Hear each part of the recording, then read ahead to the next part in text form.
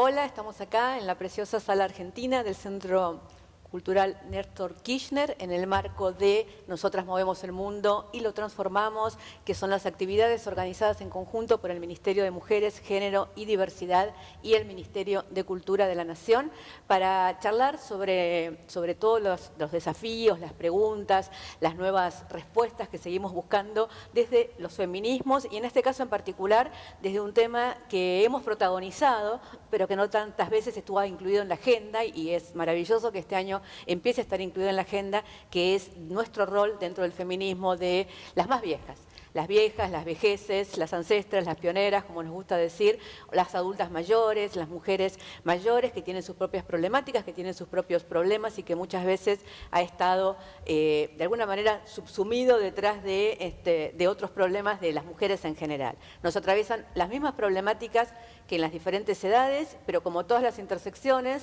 siempre tenemos algo más que nos pasa. Digo, la violencia de género es tan fuerte y tan feroz en las viejas y en las adultas mayores como en todas las edades y sin embargo está más invisibilizada, digo, porque hay una construcción de una víctima joven que de alguna manera tiene más repercusión mediáticamente y entonces, digo, está más fuerte ahí. Tenemos problemáticas de trabajo, de no conseguir trabajo, de que no tenés trabajo y te discriminan después de los 40, 45 años.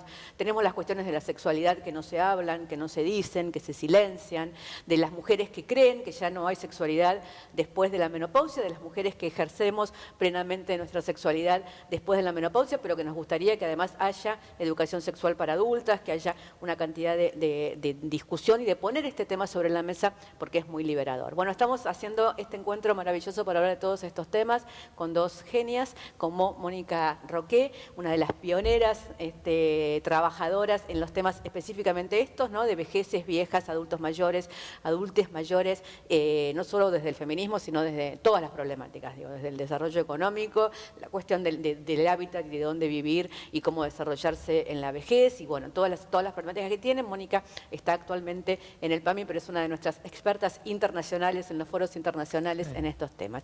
Y nuestra querida compañera Marta Dillon, periodista, escritora, feminista, una de las líderes de todas las luchas de los últimos años. Hemos hecho mucha marcha y mucha calle junta y también hemos aprendido muchísimo de lo que ella ha leído y ha escrito y nos ha transmitido y las conversaciones que van sumándose. Así que bueno, la idea es conversar, chicas, ir contándonos lo que hemos avanzado en estos temas y si te parece, Moni, empecemos a charlar un poco lo que hablábamos recién de estas inequidades que nos atraviesan a las mujeres en toda la vida y que obviamente, digo, no es lo mismo ser mujer que ser mujer negra, que ser mujer pobre, que ser mujer aborigen y no es lo mismo que ser mujer vieja, ¿no? Porque ahí también hay una cantidad de inequidades que repercuten mucho más y que se reproducen mucho más.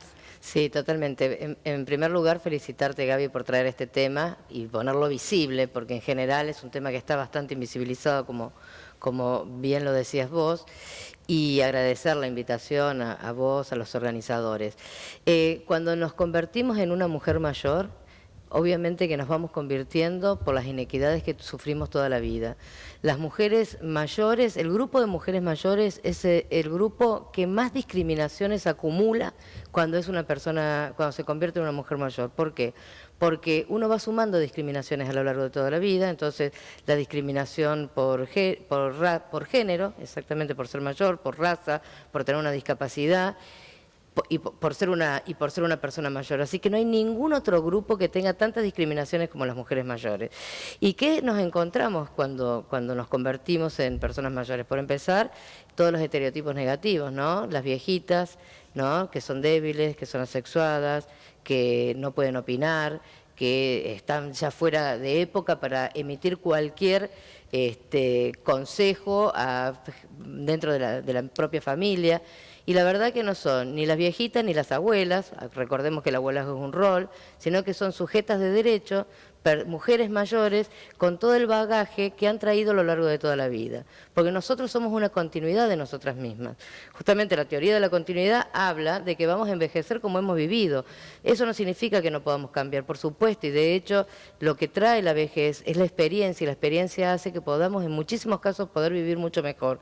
Pero sí tiene que haber una coherencia con lo que nosotros somos y hacemos. Entonces, somos esa continuidad. cumplimos 60 años y esto nos pone en un grupo a lo mejor que tiene muchas fortalezas, pero que también socialmente nos aminoran. Por ejemplo, un dato concreto es las mujeres somos más pobres que los varones y en la vejez somos mucho más pobres que cuando somos jóvenes. ¿Por qué? Porque en general dependemos de la pensión de un cónyuge, de un marido, ¿no? O porque dependemos de nuestro trabajo, que nuestro trabajo es un trabajo no formal, es un trabajo mal pago, es un trabajo de baja calificación, y cuando llegamos a la vejez nos quedamos sin esa jubilación, si no tenemos cónyuge nos quedamos sin el aporte del cónyuge o nos quedamos sin la pensión. Digo, para darte un dato concreto, en Argentina, que es el país del mundo tal vez que tiene mayor cobertura previsional, en las mujeres tenemos un 97% de cobertura provisional, obviamente producto de las políticas del 2003 al 2015, con la moratoria y la jubilación de la ama de casa. El 67% de las mujeres tienen jubilación mínima y el 45% de los varones. ¿Por qué? Porque nosotros llegamos a la jubilación con esta moratoria, mientras que los varones llegan a la jubilación con un trabajo formal. Y eso nos pone en condiciones de desigualdades económicas con respecto a los varones. Claro, totalmente. Sí, hablábamos con Marta cuando leía las cosas que Marta estaba escribiendo en página 12, digamos, sobre este tema, y desde adentro del feminismo, digamos, ¿cómo se fue planteando este tema? Nos pasó una cosa que tal vez es provocadora, digamos, que es que hubo un momento donde, cuando vino tan fuerte la revolución de las pibas y la revolución de las hijas en la discusión del aborto del 2018, que algunas, no sé si a ustedes les pasó, pero algunas sentimos que había como un corrimiento del rol y una cosa de que quedábamos en un lugar de la historia en el cual no se contaban nuestras propias luchas y nuestras propias dificultades y nuestras propias batallas y todo lo demás, con todo lo que agradecemos y celebramos que las pibas hayan puesto esa luz, ese foco, ¿no? Y así son las mareas históricas, van y vienen protagonizadas por diferentes sujetos políticos y sociales. Ahora, que haya vuelto a estar, y en esta discusión del aborto, el rol de las ancestras y de las pioneras fue muy visibilizado y fue muy fuerte. Entonces digo, no es que las viejas nunca existimos dentro del feminismo, siempre existimos, digamos. El tema es si tenemos que estar en la agenda como una problemática particular y con nuestras problemáticas particulares, ¿no? Varias cosas. A mí el tema de que pensar en la marea verde o la lucha por el aborto como una lucha de pibas no es lo que yo veo en la calle, no es lo que yo vi en la calle de movida. Me parece que hay veces que por necesidad de narrar algunas cosas se cristalizan. Es cierto que por supuesto se sumaron enormes cantidades de estudiantes secundarias, ¿no? a esta lucha. Pero si vos pensás, digamos, con la masividad, digamos, el crecimiento masivo del feminismo en la calle desde 2015, que es una fecha no arbitraria, pero o sea, es una fecha que suma todo el acumulado de las luchas feministas, los encuentros nacionales de mujeres, ahora de lesbianas, travestis y trans, digamos, y le da esa carga de masividad. Lo que vos tenés es un montón de, digamos, de esparcimiento, claro. No es la palabra, pero no me está saliendo otra, de los feminismos, no solo en los centros urbanos, sino me parece más en los barrios, en territorios, en zonas más alejadas, donde son mujeres en edades medias las que están ahí sosteniendo merenderos, sosteniendo comedores, viendo qué pasa con los chicos en la escuela, en las cooperadoras. Entonces, digo, lo que hay es un borramiento, y me parece que cuando vos pusiste esto de la revolución de las viejas, lo que justamente sale, digamos, a decir, bueno, sí, acá estamos, y acá estuvimos siempre, porque, digamos, cuando decimos nosotras movemos el mundo, en muchos sentidos estamos poniendo en valor un montón de tareas invisibilizadas, ¿no? Que son las que nos generan precariedad también, y el feminismo está lleno de tareas precarizadas, digo, las que acompañan las situaciones de violencia, las que eso atienden las ollas populares, digamos, si pensamos la historia del feminismo un poquito más atrás de los feminismos populares, cómo también se reenergizaron durante las luchas piqueteras a finales de los 90 y principios del 2000, digo, las que movieron las asambleas de mujeres y que empezaron a hablar de feminismos eran las que sostenían las ollas populares y eran doñas, digo, ¿no? Entonces, el ser doña y el ser vieja y reivindicarse como vieja, me parece que tiene esa capacidad de nombrar lo que no estaba siendo visto y lo que no estaba siendo nombrado, y sabemos lo que significa en los feminismos el poder nombrar y el poder decir, bueno, acá estoy, esta es mi bandera, ¿no? Más allá de que una pueda ir y venir de esa bandera. Me parece que el feminismo es profundamente intergeneracional y ese es un valor enorme. O sea, las pibas cantan Somos las nietas de las brujas, van a preguntar, digamos, este rol que vos decís en relación a las compañeras de la campaña, digamos, Marta, Nelly, Nina Brugo. Me parece que tiene su ganancia enorme en esta intergeneracionalidad. Y eso no quita que de todas maneras estemos borradas, a partir de cierta edad empezás a caerte, ¿no?, de un montón de agendas, digamos, ¿no? De la agenda del deseo, de la visibilidad. No sé si me estoy explayando mucho, pero en esta cuarentena, por ejemplo, nos pasó con mucho dolor, que muriera una compañera lesbiana, Ali, en la calle, ¿no? Una compañera que venía a las asambleas, que estaba, no sé, estaba siempre en las marchas, la veíamos siempre. Hablo en un plural grande, digamos, ¿no? Movimiento de lesbianas, movimiento feminista. O sea, era una persona que vos la veías y la reconocías, que estaba en la calle y se murió sola en la calle, ¿no? Y eso es como una alerta gigantesco, enorme, de lo que no estamos viendo, ¿no? Como alguien que de pronto no está donde, bueno, la pandemia hizo mucho por eso, ¿no? Pero alguien mayor que deja de estar en los lugares donde solías estar, y ¿quién se hace la pregunta si no hay una hija, una madre, una amiga?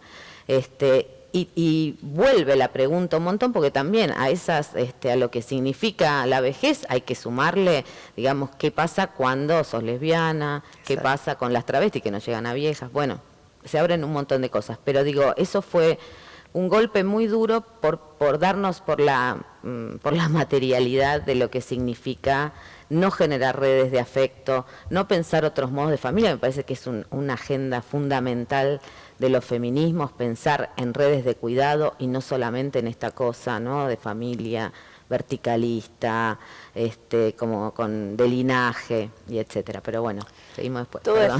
Y muchos temas que quedan abiertos, y los ordeno para que los sigamos dando si no nos olvidamos, porque digo, hablamos de las desigualdades, hablaste de las familias, y me parece que ese es un temón, de los cuidados, y ese es otro temón.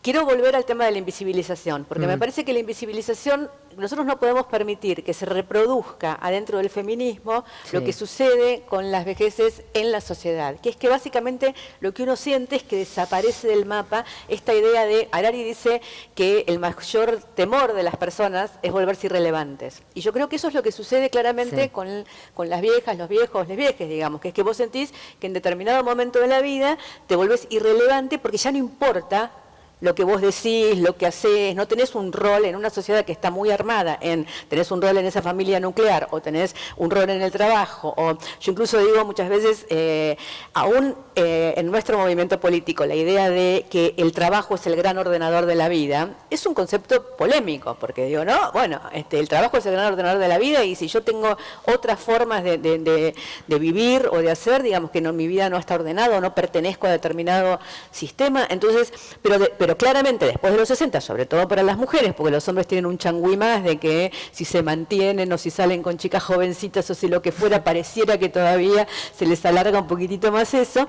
Las mujeres, digo, salen de su rol en la sociedad, del rol que está limitado en la sociedad, y por eso decimos, bueno, ¿cuándo empieza la vejez? Empieza a los 60 porque te jubilás, entonces no producís más, entonces saliste del sistema y sos vieja, digamos. O empieza con la menopausia, porque también, a pesar de que nos hacemos las deconstruidas y las modernas y todo, sigue estando tremendamente ligado el sexo a la reproducción en nuestra sociedad. Entonces, después de la menopausia ya no tenés más sexualidad, básicamente porque no podés reproducirte más.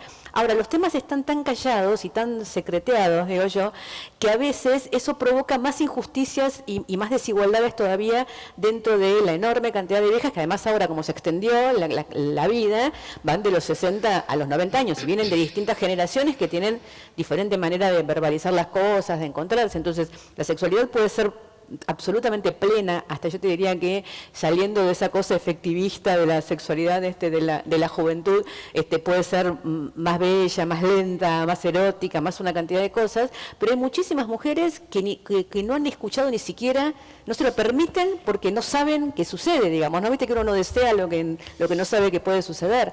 No sé vos qué pensás, Moni. Sí, me encanta tocar el tema de la invisibilización, porque en realidad, a las mujeres se nos exige mucho a partir de la edad y del cuerpo. Y entonces cuando empezamos a tener un cuerpo viejo, la sociedad nos elimina, nos esconde. El otro tema me parece importante, que lo decía Marta y lo decís vos, reivindicar la palabra vieja, porque la palabra vieja viene de vejez, no viene de algo inútil, no viene de algo que se descarta.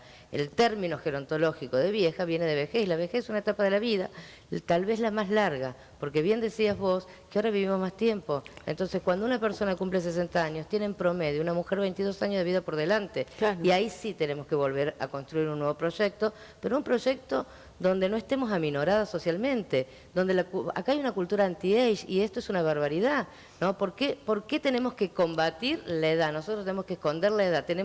Hay una psicóloga que habla de esconder la edad, falsificarnos a nosotras mismas. Y entonces, ¿qué parte de nosotras mismas no vamos a contar o no vamos a decir si nos sacamos 10 o 20 años? Y si nosotros nos falsificamos, estamos dejando que esos prejuicios nos venzan. Entonces, me parece muy importante esto porque vos hablaste de la revolución de las viejas y es elevar, justamente jerarquizar la palabra vejez. Así que eso quería como traerlo a la charla. Y por supuesto somos absolutamente invisibles por este mandato cultural y la gente, es más, muchas mujeres mayores del feminismo no se reconocen como viejas, no quieren reconocerse como viejas porque la sociedad las descarta. Entonces lo que sí tenemos que hacer una lucha fuerte de poder reconocernos como viejas, porque vieja no es una mala palabra, es solamente una etapa de la vida y tal vez una etapa maravillosa de la vida, porque ya tenemos la menopausia, podemos tener relaciones sexuales todo lo que querramos y no tenemos el problema de quedar embarazadas. Digo, hay muchísimas libertades que las edades nos dan. Y después me parece importante lo que hablaba del grupo LGBT, del colectivo LGBT, porque si hay un grupo realmente discriminado, o sea, a todas las discriminaciones que mencioné al principio hay que aumentar el tema de ser una mujer lesbiana. Hay un estudio en la Universidad de San Francisco con un grupo muy importante de personas del colectivo LGBT que se les preguntaba si habían tenido hijos y solo el 15% refirió haber tenido hijos y se le preguntó ese 15% si esos hijos los ayudaban o las ayudaban y el 60% contestó que no. Entonces, ser una mujer lesbiana o ser un varón gay significa mucha mayor desigualdad y desprotección con pocas redes. Las redes en esos colectivos son más los amigos, los amigues, ¿no? que la propia familia, sobre todo. Imaginemos una mujer lesbiana de 80 años que seguramente tuvo que esconder su sexualidad muchísimos años, o que cuando tuvo por ahí la valentía de decirla fue excluida. El tema de las mujeres trans, planteaba, la mujer trans tiene un promedio de vida de 35 años. Una mujer cis tiene un promedio de vida en Argentina de 81 años. Ya ahí realmente hay una desigualdad importante. Y después no están pensadas las políticas para el colectivo LGBT viejes. No están pensadas. Cuando vos tenés que ir a una residencia de larga estadía porque tenés algún problema de dependencia, es todo un tema llevar a una mujer trans o trabajar el lesbianismo en ese grupo convivencial de las residencias. Entonces sufren una gran discriminación y me parece maravilloso poder empezar a hablar de estos temas, de sentirnos una persona mayor, una persona vieja como algo maravilloso que te puede pasar en la vida y luchar contra la cultura anti-AIDS, porque a nadie se le ocurriría hacer una cultura antijudío. Si yo digo algo en contra de los judíos, además de la condena social, tengo una condena penal. Entonces deberíamos hacer una lucha contra la cultura anti-AIDS, que es la que nos pone en un lugar aminorado en la sociedad. Sí, es que llamarnos viejas en una cultura en la cual lo viejo es descartable y todo el tiempo hay que comprar algo nuevo, porque digo, estamos hablando de un tema de cosmovisión también, ¿no? Y siempre llegamos a que el tema es el capitalismo, en definitiva, digamos, porque básicamente el tema es el capitalismo, no es que se habrá caído el muro de Berlín o lo que fuera, digamos, pero eso no hace que el capitalismo sea mejor, y el capitalismo es una cultura de descarte y una cultura donde tenés que consumir todo el tiempo lo nuevo, y yo creo que una de las cosas que pasó con la pandemia es que nos permite preguntarnos seriamente. Nosotros creemos que el mejor sistema económico es un sistema económico donde no podés parar para respirar porque se cayó el modelo y se cayó el sistema, digo, ahí hay un problema. Si vos tenés que estar todo el tiempo acelerado y todo el tiempo consumiendo, porque si no se cayó el modelo económico, hay un problema serio. Y entonces el tema de lo despectivo de la palabra vieja no viene solo sobre nosotras, las mujeres, sino sobre todo lo que es viejo en la sociedad. Todo lo que es viejo hay que descartarlo y hay que ir por algo nuevo, ¿no? Me parece. Y ahí yo pensaba en las cosas que vos decías, digamos, por ejemplo, con el tema de cómo pensamos la sexualidad en el feminismo, por suerte, nos ayuda a deconstruir la sexualidad de manera tal que a las viejas se nos hace mucho más fácil hablar del tema, ¿no? Total. Sí, yo creo que sí, se nos hace más fácil. Yo creo que hay también mucho prejuicio, ¿no? Porque se piensa también la sexualidad solamente si hay coito o si hay una relación de dos. La sexualidad también es la masturbación, la sexualidad también es, qué sé yo, ver porno, charlar con las amigas. Digo, me parece que hay una sexualidad que las mujeres igual siguen habitando. Es cierto que hay las mujeres sobre todo, pero también, qué sé yo, otras vejeces. Por supuesto que está totalmente silenciado, y el tema de esto, de un mercado del deseo, donde ser vieja no, bueno, te baja puntos, ¿no? Sí. Habría que mirar Tinder, que son como eso, como donde están todos los precios. Pero en realidad me parece que también esto entra en el marco de qué cuerpos importan. O sea, vos al principio hablabas sobre la violencia por razones de género, digamos, cuando qué víctimas son las que claro. circulan, o qué víctimas lloramos, ¿no? ¿Cuáles son las que son como puntos de inflexión, más allá de los últimos casos donde además es muy clara la inacción del Estado? Pero en general no se lloran ni a las travestis, ni tampoco se hacen visibles o genera esa misma empatía de dolor y de rabia cuando hay mujeres mayores golpeadas o incluso maltratadas por sus hijos. ¿Qué pasa con los cuerpos que aparecen en la tele, en las revistas? O sea, ¿qué cuerpos circulan? ¿Qué imágenes circulan? ¿Qué imágenes circulan en las propias redes sociales, digamos? Me parece que eso es lo que habría que discutir, ¿no? Porque ahora, digamos, con cierta masividad del feminismo se habla, por ejemplo, leyes de paridad, como puede ser en los medios, o leyes de equidad. No decimos que varones y mujeres no alcanza, digamos, ¿no? No alcanza ni decir siquiera mujeres. O sea, no es lo mismo ser mujer que ser lesbiana, que ser trans, que ser no binaria, que ya no sería ni ser mujeres.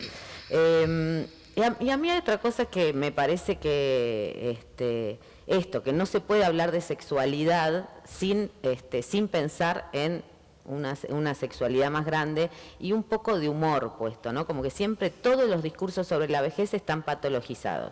O sea, claro. no puedo porque no lubrico bien, no puedo porque ya si abro las piernas me duele. O sea, todo está llevado al plano médico, a lo que no podés, a cómo... y en realidad son muchas más las potencias que tienen los cuerpos que la patologización constante, la sobremedicalización, que tiene que ver con el capitalismo que vos decías, ¿no? Con cómo hacemos para que no se note que tengo la menopausia, cómo hacemos para que no se note que me duelen las rodillas. Entonces, es una cosa muy global pensar las vejeces, está buenísimo nombrarlas, pero no se pueden pensar, por ejemplo, sin pensar en la sexualidad en general, como decía, la sexualidad pensada todavía como una cosa de clímax, ¿no? Como te dibujan los sexólogos, ¿no? Precalentamiento, sube y baja. Y nosotras podemos hacer así, los varones así. Bueno, hay gente que va todo en la misma línea. Digo, esta cosa de esquematizar y de priorizar una efectividad, ¿no? Una noción de éxito. Tenés un orgasmo, tenés un éxito. En realidad la sexualidad podés hacer montones de cosas sin tener orgasmos y capaz que de vez en cuando tenés o tenés siempre, digamos. No es algo que hay que tener, porque siempre lo que nos pasa, digamos, en todos los discursos feministas que de pronto se vuelven normativos, ¿no? Entonces ahora las viejas tenemos que tener sexo, hay que colgarse en Tinder. Bueno, algunas querrán, otras no, otras querrán acariciarse, digamos. Lo importante es como abrir y abrir a la visibilidad, abrir a poner palabra, abrir a círculos donde circulen las palabras y donde circulen experiencias no peyorativas y no normativas. Sí, yo creo que eso, porque hay muchas de las viejas de la revolución, por ejemplo, dicen esas cosas. Bueno, hay que tener proyectos después de los 60. Bueno, por ahí no, por ahí ya hice todo, ya hice todo lo que tenía ganas de hacer y lo que quiero hacer ahora es viajar y dedicarme a las plantitas del jardín, digamos. Hay que seguir haciendo cosas. Bueno, no, digo, hay que básicamente, y eso sí lo aprendimos, nos deconstruimos todas con el feminismo, tratar de poder encontrar el deseo de cada una y moverse en ese sentido. Y tratar de que no haya modelos, porque ahí todos los modelos, tanto en la sexualidad como en el físico y todo, es parte de lo que nos quema la cabeza, ¿no? Desde jóvenes y después, digamos. Siempre nuestras amigas tenían mejor orgasmos que nosotras y a nosotras nunca nos alcanzaba a pasar eso que se suponía que te tenía que pasar, ¿entendés? Porque siempre había algo que tenía que pasar que era diferente de lo que a vos te pasaba. Y nos pasa mucho con el tema de los cuerpos. El otro día tuvimos la discusión alrededor del Photoshop de Susana Jiménez. No porque cada una no pueda hacer con su cuerpo lo que quiera. El tema es que si el mercado te impone que para poder seguir estando en la televisión vos tenés que aparecer de determinada manera, pobre ella también, digo, tenés que someterse a ese Photoshop permanente y mirar en un espejo una imagen que es diferente a otra que mentir la edad, ¿no? Digamos, mentir la cara, mentir los ojos, mentir todo, digamos, es como muy potente. Pero al mismo tiempo no tenés, digo, todo esto está hablado, está avanzado y todo lo que quieras. No tenemos una conductora de televisión con canas en la Argentina. No tenemos una, no es que tenemos pocas, no tenemos una. Ni con canas ni que no tenga la cara totalmente reconstruida, porque también es cierto que a mí me pasa, qué sé yo, tenés amigas de más o menos mi misma edad, yo tengo 54 y algunas un poco más grandes, y todo el mundo se toca algo, entonces yo, que soy la más chica, voy quedando con la cara más vieja de todas. ¿No?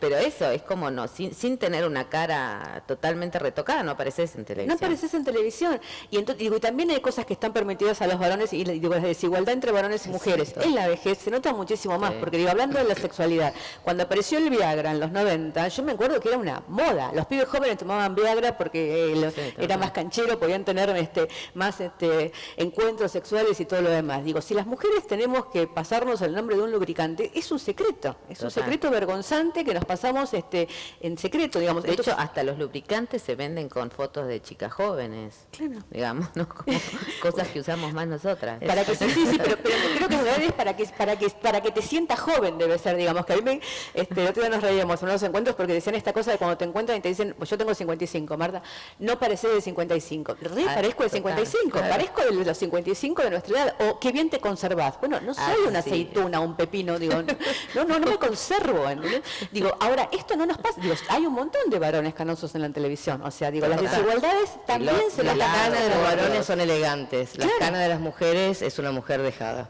Claro. Y lo que vos decías estamos tan aminoradas en la sociedad, las mujeres, porque somos las viejitas, las débiles, las impotentes, las que no podemos, que tenemos que luchar y convertirnos en la supermujer, donde tenemos que estar llenas de cosas y proyectos, dejando la vida para que justamente podamos seguir estando en el mercado del deseo y del amor. Y este es el esfuerzo, y eso es una construcción cultural, así que la podemos cambiar, reconocernos como mujeres viejas, maravillosas, espléndidas, con proyectos, porque el viaje de turismo es un proyecto también. No tenemos que tener proyectos a lo mejor de trabajo, intelectuales, académicos, eso no, pero hay proyectos en la vida porque todos tenemos que seguir teniendo algún proyecto. Pero si mi proyecto, y la verdad que lo tengo de verdad mi proyecto, cuando me jubile, es de descansar, de viajar, y es mi proyecto de vida, y eso es lo que hay que poder disfrutar sin tantos mandatos sociales.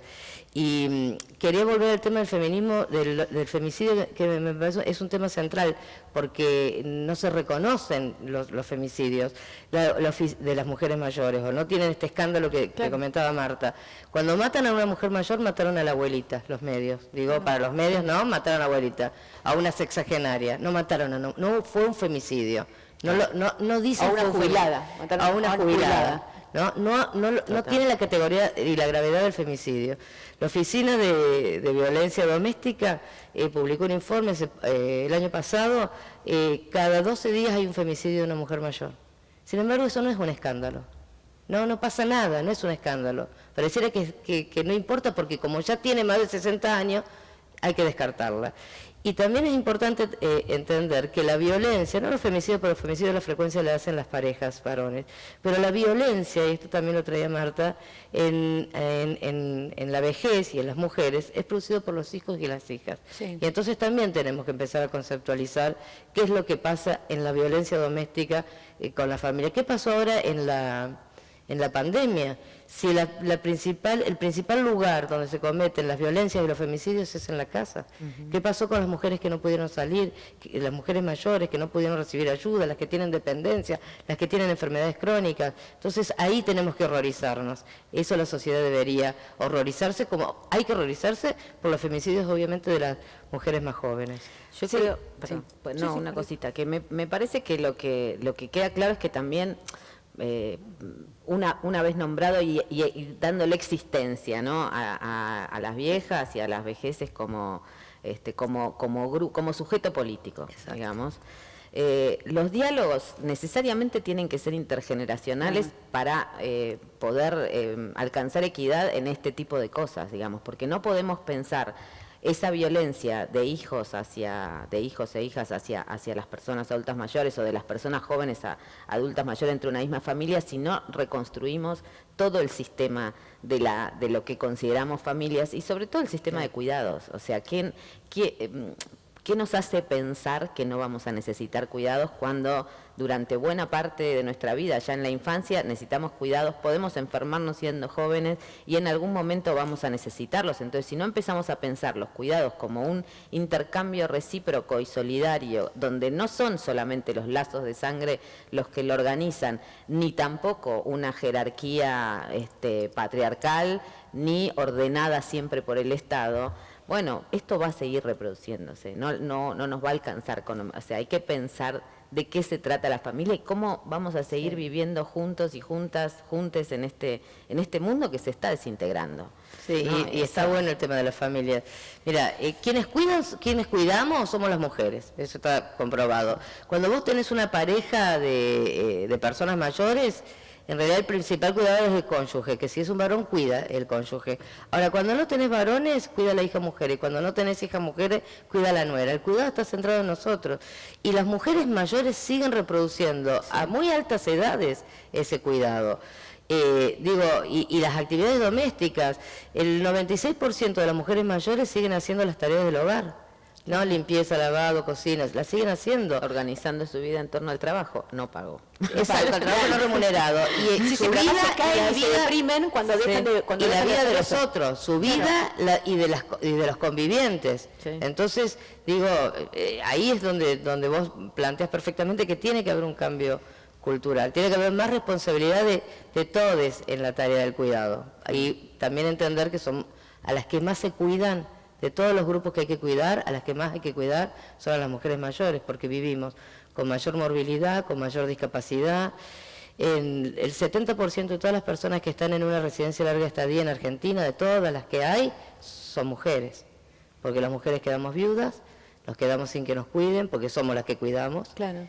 Y porque nos quedamos con mayor dependencia de enfermedades crónicas. Entonces, también hay que pensar el sistema de cuidado desde una construcción de género, porque sin duda somos los que cuidamos y a las que hay que cuidar. Sí, además ahora que conviven 4 generaciones en las familias por esto mismo de que se alargó la vida y que sé yo todo lo demás, hay mujeres que cuidaron sus hijos, tienen que cuidar sus padres, tienen que cuidar sus abuelos y empezaron a cuidar los nietos, ¿no?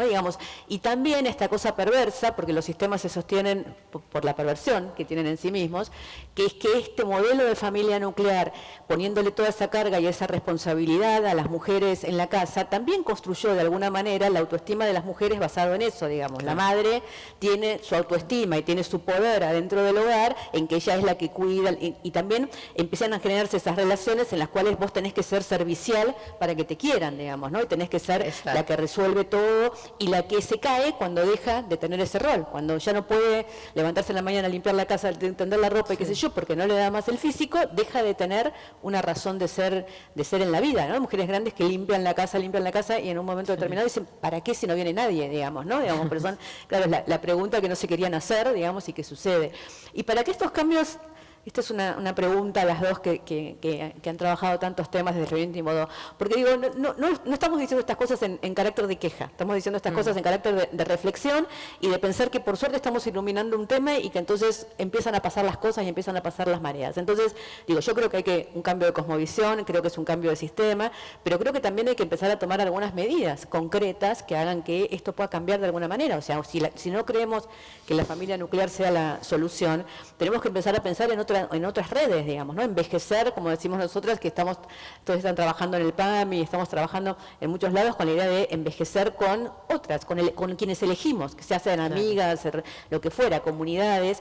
El tema del cuidado, veíamos el otro día, uno de los temas de la pandemia es que muchas mujeres dejaron de trabajar porque no le pueden dejar los chicos a las madres, a las abuelas, como son personas de riesgo, a las abuelas, las chicas tuvieron que dejar de trabajar porque no tenían dónde dejar los hijos. Y cuando el Estado piensa el cuidado, que empezó por suerte a pensarlo, piensa cómo cuidar los hijos y cómo cuidar los padres, pero todavía no piensa cómo hacer para que las abuelas no tengan que cuidar a los nietos, digamos, ¿no? Como, digo, esa parte todavía nos está faltando meterla y también nos está faltando que nos dejen de decir abuelas y abuelos, esos lados, ¿no? Diga, por favor. Te dicen abuelas y abuelos, pero te tratan como si fueras una niña. Claro, pero además peleamos muchos años para que no nos dijeran mami y ahora resulta que cuando terminamos de pelear para que no nos dijeran mami nos empezaron a decir abuela.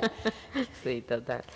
Yo creo que hay que lo que estamos discutiendo es una agenda y que esa agenda es compleja y es múltiple, ¿no? Pienso, va desde no sé, ahora por ejemplo yo estoy como muy metida en el tema de la reurbanización por cuestiones de militancia, digamos, pero ahora por ejemplo se reurbanizan los barrios más vulnerados de la ciudad sin lugares comunes, por ejemplo. Sí. Entonces, una cosa que no puede ser más es que no haya lugares comunes donde se pueda ejercitar el cuidado colectivo dentro de barrios vulnerados donde ya sucede. Pero, bueno, una infraestructura que acompañe eso, digamos, lugares donde poder estar y donde poder compartir con otras generaciones, me parece que es una cosa fundamental. Pensar el cuidado, no solamente como la profesionalización del cuidado, sino pensar realmente en un salario feminista, para mí, que lo venimos pidiendo desde hace mucho, que no es solamente la jubilación, porque de los trabajos cotidianos, digamos, de la reproducción de la vida, no nos jubilamos. Entonces, el salario feminista para mí es una cosa que es bastante fundamental, porque las mujeres que tienen 60 son las que están ahí acompañando a las que tienen que ir al hospital, acompañando a las que denuncian violencia, insisto, sosteniendo las ollas populares, poniendo su saber para que las comidas alcancen, digamos, y eso merece un reconocimiento, no solamente un registro, sino merece un reconocimiento que tenga que ver con sostener la vida y con entender que ese trabajo no pago es el 11% del PBI del mundo, digamos. Y esto es una agenda de larga data. Y bueno, esto de las familias, digo, no sé si es algo que se resuelve rápidamente por ley, pero es necesario para mí ponerlo en la agenda, discutirlo y pensar de qué otra forma podemos habilitar los diálogos intergeneracionales y ponerlos en valor, porque me parece que eso también transforma lo que pensamos cuando pensamos en redes afectivas, que no pueden ser más esa idea de me cuidan mis amigas, primero porque hay gente que no tiene amigas, y por eso traía, qué sé yo, la historia de Ali, no es que no tuviera amigas, tenía compañeras de militancia fuera de la calle, ¿no? Se nos perdió un montón de gente, es dramático eso. Pero cuando se representa eso, las familias de amigos, siempre también se representa un modelo de juventud, ¿no? Claro. Donde es muy fácil decir mis familias son mis amigues cuando no hay ninguna enfermedad de por medio, cuando no aparece una discapacidad, cuando no aparece una vejez complicada. Entonces, digo, son cosas que hay que empezar a poner en agenda y a trabajar, digamos, ¿no? Son parte de un programa feminista donde las viejas somos sujetas políticas, pero necesariamente ese programa tiene que generarse con las jóvenes, con las lesbianas, con las travestis, con las negras, digamos, todas estas las migrantes, digamos, con todas esas sujetas políticas en las que nos autointegramos en un movimiento que en definitiva viene a decir lo mismo que estamos diciendo nosotras desde el principio, que es todos los cuerpos cuentan, ¿no? Claro. En el mundo que queremos todos los cuerpos cuentan, y los territorios también, porque lo que nos quedó fuera de esta charla, me parece, es un poco pensar dónde vamos a vivir. Y por eso también lo del urbanismo, o sea, queremos seguir viviendo en estas ciudades donde hay una vieja por departamento, o sea, decís, bueno, una vieja limpiando, que ¿para qué si no viene nadie? ¿No? O sea, no podemos pensar en redistribuir, digamos, o en abrir lugares que sean comunes más allá de las ciudades. Digo, son cosas que a pensar, ¿no? Y liberarnos de un sistema de producción que nos está matando directamente. Sí, varias cosas. Un tema es la política pública. Para mí es fundamental que haya políticas públicas en el tema de cuidados, sin ninguna duda. Nosotros en Argentina recién estamos ahora como empezando a pensar realmente en una política de cuidados remunerada, profesionalizada, como lo tienen los países europeos. El PAMI, por primera vez, cuando asumió Luana Volnovich, creó la secretaría que está a cargo mío, que es la Secretaría General de Derechos Humanos, para mirar las vejeces desde esa perspectiva, de género, para mirar lo que pasa con las mujeres mayores, y de políticas de cuidado para jerarquizar la política de cuidado. Porque no podemos pensar que está muy familiarizado el cuidado en todo nuestro continente. Por supuesto que también en Argentina. En Argentina cuidan las familias, absolutamente, y de las familias, obvio, las mujeres. Entonces tiene que haber una política de cuidado, una política pública de cuidados. Nosotros en PAMI la estamos trabajando fuertemente, seguramente a lo largo de este año vamos a comenzar con esa política de cuidado, que tiene que ser el cuidado comunitario, con las cuidadoras y los cuidadores formados y acreditados, los centros de día, que son muy importantes. A nivel comunitario, los centros de jubilados es una red fabulosa, no hay que pensar en otras alternativas. La Argentina tiene más de 6.000 centros de jubilados, donde la mayoría que van son las mujeres. Y por supuesto el tema de la mayor dependencia, la institucionalización. Pero digo, tiene que haber una política de cuidado formal, donde cada una de nosotras, si tiene un problema de dependencia, cuando envejecemos, no tengamos que llamar a nuestros hijos, nuestras hijas, nuestras amigas, podamos contar con ese cuidado del Estado. Eso es un derecho humano. Está planteado y consagrado en la Convención sobre los Derechos Humanos de las Personas Mayores. El otro tema, las ciudades amigables. Hay toda una línea de trabajo de la Organización Mundial de Salud que es muy importante, que son las ciudades amigables para las personas mayores. Porque yo puedo no tener una gran dependencia, pero caminar por las veredas de Buenos Aires hace que una persona, a lo mejor de 70 años, se caiga, se quiebre la cadera y quede luego en situaciones de alta dependencia mucho tiempo. Entonces, tiene que haber ciudades amigables. Tenemos que pensar que la ciudad no es para los niños, las niñas, las jóvenes, no, es para todos. Esto que vos traías, tiene que haber ciudades amigables. Y con respecto a con quién vivir, bueno, Gaby está con todo un proyecto que junto con Luana Volnovich estamos trabajando del cohousing y de las viviendas compartidas, porque tenemos que pensar en que hay tantas mujeres o hay tantas personas mayores como vejeces. La vejez es el grupo más heterogéneo de todos los grupos. Entonces tenemos que pensar en distintas alternativas, no encasillar y entonces, como sos una persona mayor, vas a un geriátrico, que no hay que hablar de geriátrico porque nosotros preferimos hablar de residencia larga estadía por lo que significa, ¿no?, la palabra.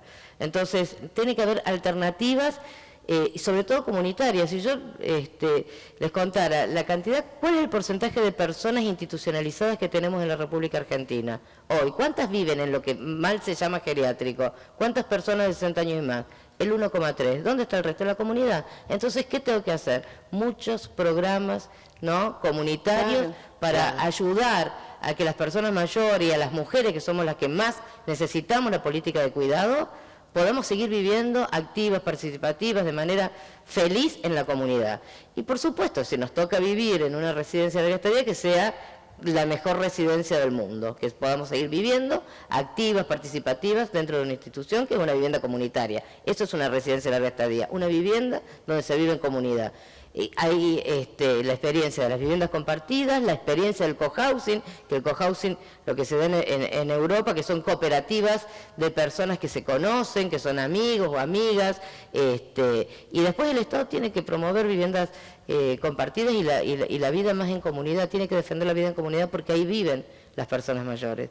La institucionalidad es baja, afortunadamente es baja. Es baja. Sí, y además porque ahí, la comunidad también representa lo que queremos, que es esto del círculo donde podamos, donde no estemos definidos por edad, ¿no? Digamos, Claro, ¿entendés? claro. Porque ese es el tema, digamos. Nosotros estamos poniendo la vejez y las viejas en el centro de la escena, como pusimos las mujeres en su momento, porque es lo que no está nombrado. Pero en realidad lo que queremos es que no nos defina la edad, digamos.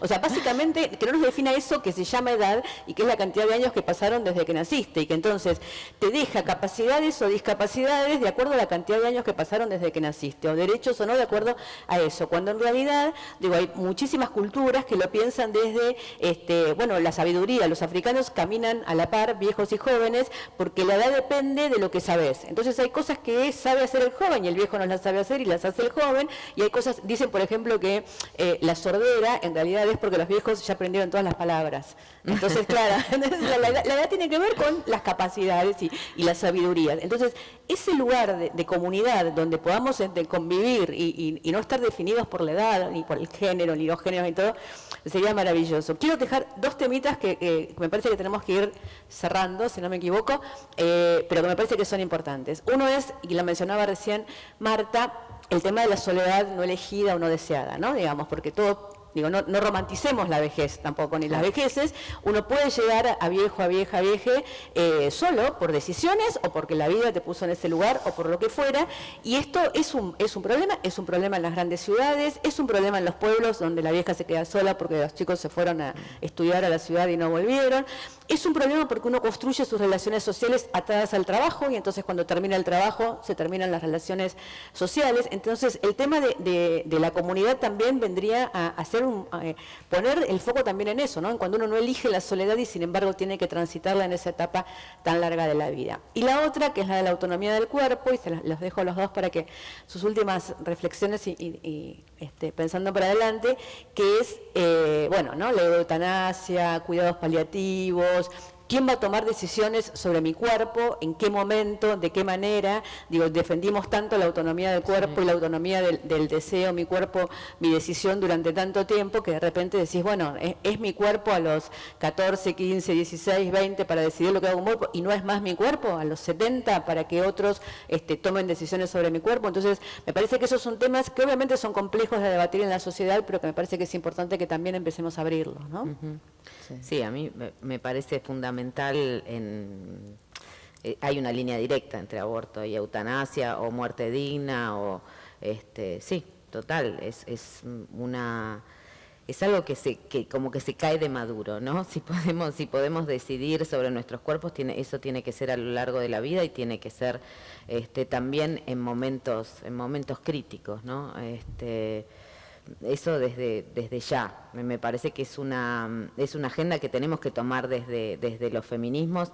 Igual que digo, eutanasia también implica, y algo que el aborto también lo implica de alguna manera, es toda la relación con la ciencia médica. O sea, es un momento complicado para discutir, digamos, sobre discursos, sobre la ciencia médica. Pero no estoy hablando de la ciencia, sino de lo que significa la medicina como un poder concentrado y hegemónico que nos habla de nuestros cuerpos con mucha más autoridad que los registros subjetivos que tenemos de nuestros cuerpos que no están valorados, digamos, ¿no?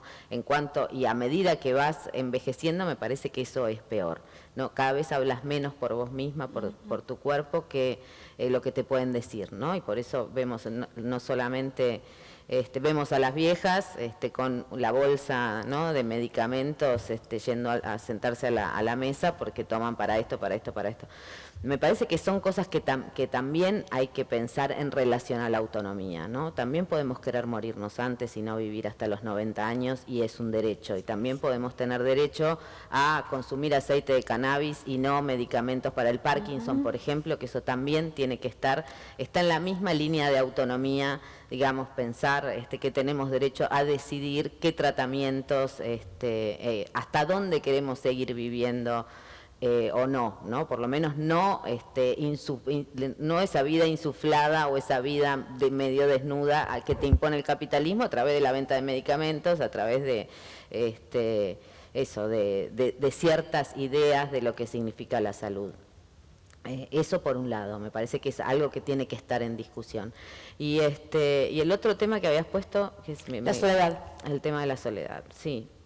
Me parece que es uno de los grandes temas, pero insisto, yo no veo, veo que estos temas que estamos tratando, hay un hilo de continuidad con toda la agenda feminista, ¿no? Porque, por ejemplo, en este momento en la agenda feminista, en las personas más jóvenes, en teoría, porque después hablamos todas de lo mismo, La deconstrucción del amor, lo que significa la pareja, insisto, ¿qué significa tener una familia? ¿Por qué hay que tener una familia? ¿Por qué amar es tan parecido a tener, no es cierto? Esto es lo que hace una línea directa con la soledad en la vejez, porque los modos de relación están jerarquizados en función de tener una familia, nietos que cuidar, algún amor al que sostener, o sea, la vida social está armada o con la producción para el trabajo, digamos, y para el capitalismo, o con lo otro que sostiene el capitalismo, que es la familia cerrada, la idea del amor romántico, la jerarquización de los vínculos de sangre por encima de los otros vínculos. Entonces, es la misma línea lo que estamos discutiendo. Cuando hablamos de construir el amor, digamos, o de, no sé, a mí no me gusta mucho la palabra de construcción porque yo hay cosas que las aboliría directamente, pero bueno, para que nos entendamos. El tema del aislamiento de las personas mayores, por supuesto que ahí es donde entran las políticas públicas, las políticas estas de cohousing, que habría que encontrarle una palabra que no fuera en inglés, ¿no? Que no fuera gringa, pero viviendas colaborativas, claro, viviendas colaborativas, que eso realmente es necesario que exista. Para poder pensar una cosa mixta entre el Estado y la misma comunidad, digamos, me parece que hay que pensarlo en esta misma línea, en pensar cómo se construyen los vínculos, de qué se trata una comunidad, de qué se trata lo comunitario, ¿no? Sobre qué territorio se arma una comunidad. Y esto es agenda y es política pública, digamos, es una agenda a discutir y es una política pública concreta que, digo, bueno, no sabía que existían las viviendas colaborativas o las están creando, los están poniendo como... Hay un proyecto del PAMI que empezó a trabajar en esto. Sí. Igual de antes ya hay viviendas compartidas en varios lugares. En intendencias hay lugares, sí, y en Chubut, por ejemplo, en Chubut, hay un montón, Punta Indio, en Punta Indio, en Tandil hay, pero pocas. Entonces ahora se está poniendo como una política pública entre el PAMI y el Ministerio de Hábitat, se va a trabajar fuertemente eso. Claro, pero bueno, por eso, hay cosas que pueden venir a suplir, pero lo que hay es, insisto, insisto desde los feminismos, hay que cambiarlo todo, digamos, ¿no? Hay que cambiarlo todo. Ese es el punto. Como decía Simón de Beauvoir, no hay que cambiar la vejez, hay que cambiar la vida. Claro. Bueno, es todo un cambio, una deconstrucción cultural. Claro. Aunque es un cambio cultural, debemos pensarnos distintos. El tema de la soledad para mí es un tema importantísimo en las mujeres mayores, la soledad percibida. Porque la soledad percibida te lleva a tener depresión y la depresión lleva a la muerte. Las mujeres mayores tienen el doble de depresión, la prevalencia de depresión es mayor, es el doble que la de los varones. Es todo un tema, sobre todo porque quedamos viudas. También lleva a las adicciones, ¿no? Digamos, al alcoholismo. No, yo eso no me animaría a decirlo, pero sí lleva al aislamiento, absolutamente al aislamiento, y el aislamiento hace que ni siquiera hagas una consulta temprana al médico o médica para ver cómo está tu estado de salud, y lleva a la depresión lleva a la muerte, es así, tan lineal a veces como terrible. Entonces, si nos quedamos viudas porque tenemos una esperanza de vida mayor que la de los varones, para los varones en Argentina es casi 75, las mujeres un poco más de 81, y esperamos la viudez como una etapa absolutamente natural de nuestras vidas, y además el nido vacío, todo lo que vos comentaste, hay muchas mujeres mayores que no solamente están viviendo solas, sino que se sienten solas. Entonces, ahí también hay que trabajar mucho con políticas públicas, porque es un problema para las mujeres mayores esto.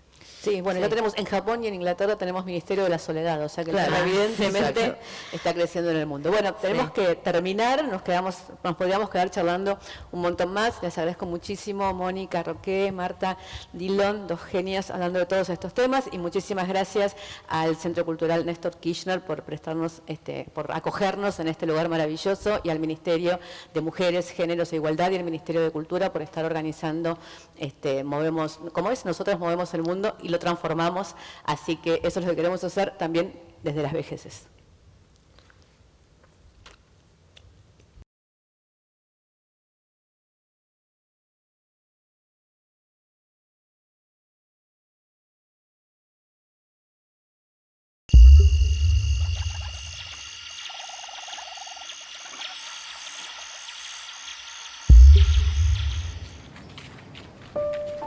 Mientras camino, me pregunto cómo se grabará en nuestra memoria esta época que aceleró tanto el pasaje a lo digital.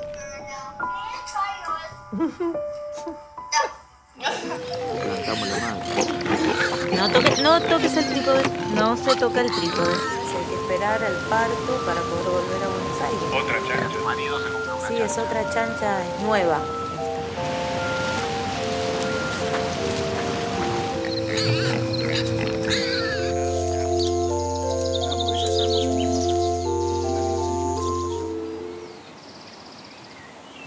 Hace años que descubrí que para estar en un estado potente de creación necesito que sea como un río, que no se estanque, como el agua que corre. Este sería mi acopio para dirigir, una vez que el guión ya está listo. Tengo impresora, anilladora y guillotina.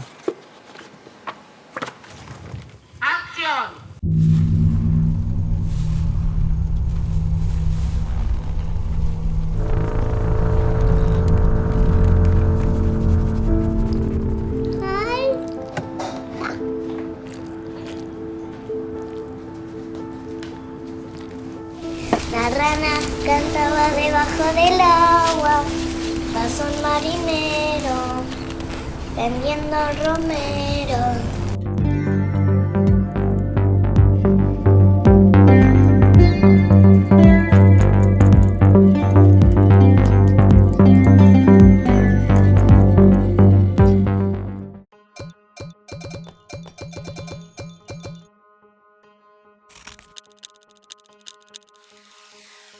Ley Micaela 27.499. Ley de capacitación obligatoria en la temática de género y violencia por motivos de género para todas las personas que integran los 3 poderes del Estado Nacional: Ejecutivo, Legislativo y Judicial. Ley Micaela y Derechos Humanos.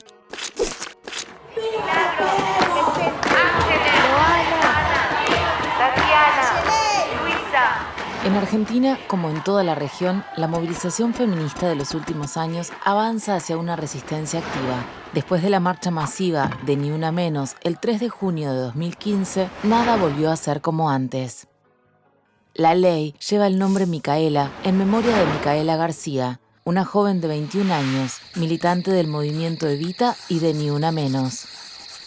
Una noche salió de un boliche en Gualeguay, Entre Ríos, y fue violada y asesinada por Sebastián Wagner, condenado por 2 violaciones. Estaba en libertad condicional. Micaela García fue víctima de violación y femicidio. La sanción de la Ley 27.499 es el resultado de la movilización popular de colectivos feministas y el reclamo de justicia de las familias de las víctimas de femicidio, entre ellas la de Micaela García. La ley está dentro de las recomendaciones que Argentina asumió al firmar y ratificar la Convención sobre la Eliminación de todas las formas de discriminación contra la mujer y la Convención Interamericana para prevenir, sancionar y erradicar la violencia contra la mujer. La Ley Micaela fue sancionada por unanimidad en el Senado de la República Argentina y como objetivo brinda a autoridades y agentes del Estado herramientas para prevenir y realizar intervenciones frente a la violencia de género en el ámbito de la administración pública. No te maquilles, no salgas a esta hora. ¿Qué te pasa? ¿Te vino? Debería ser un poquitito más femenino. Y se puede decir más piropo. La violencia de género se manifiesta cotidianamente de distintas maneras. Las más invisibilizadas son la anulación, la utilización del lenguaje y humor sexista, el desprecio, la desvalorización y, como expresión extrema, el femicidio. ¿Por qué es importante la capacitación con perspectiva de género? La capacitación a los 3 poderes del Estado en el marco de la Ley Micaela da la posibilidad de observar las prácticas diarias que reproducen relaciones desiguales de género y actuar en consecuencia para transformarlas y para el diseño y ejecución de políticas públicas con perspectiva de género. Es necesario construir un Estado presente y llevar la ley a cada rincón del país. Así recordar a Micaela, a todes y todas las que ya no están.